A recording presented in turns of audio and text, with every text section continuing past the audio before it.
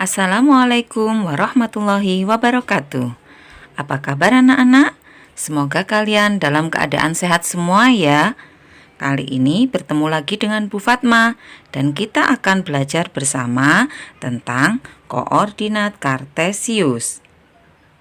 Bidang koordinat. Pada bidang koordinat ada garis tegak atau vertikal yang biasa kita sebut dengan sumbu Y.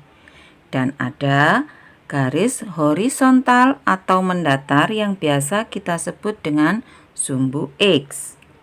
Titik perpotongan sumbu X dan Y disebut dengan titik pusat koordinat yang biasa dituliskan dengan 0,0.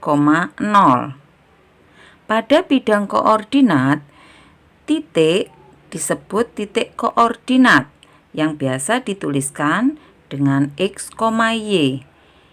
X disebut absis dan Y disebut ordinat. X ke kanan bernilai positif, sehingga semakin ke kanan nilainya semakin besar. Sedangkan X ke kiri bernilai negatif, sehingga semakin ke kiri nilainya semakin kecil. Untuk yang sumbu Y ke atas bernilai positif, sehingga semakin ke atas nilainya semakin besar. Dan untuk Y ke bawah bernilai negatif, sehingga semakin ke bawah nilainya semakin kecil. Posisi titik terhadap sumbu X dan sumbu Y.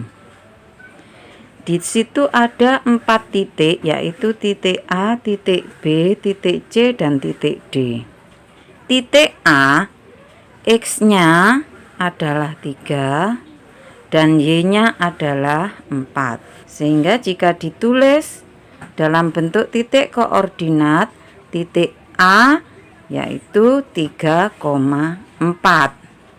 Titik A di sini berada di kuadran 1 karena X-nya bernilai positif dan Y-nya bernilai positif. Sedangkan yang titik B itu berada di kuadran 2. Titik B, X-nya negatif 3, Y-nya 4. Sehingga bisa dituliskan negatif 3,4. Dikatakan berada di kuadran 2 jika negatif X, Y. Sedangkan titik C berada di kuadran 3 dan titik D berada di kuadran 4. Untuk menentukan posisi titik terhadap sumbu X dan sumbu Y, kita lihat contoh titik A. Titik A adalah 3,4, sehingga bisa dituliskan posisi titik A adalah 3 satuan ke kanan dari sumbu Y dan 4 satuan ke atas dari sumbu X. Posisi titik terhadap titik pusat 0,0 dan terhadap titik X, Y. Kita ambil contoh titik B. Titik B di situ adalah negatif 3,4.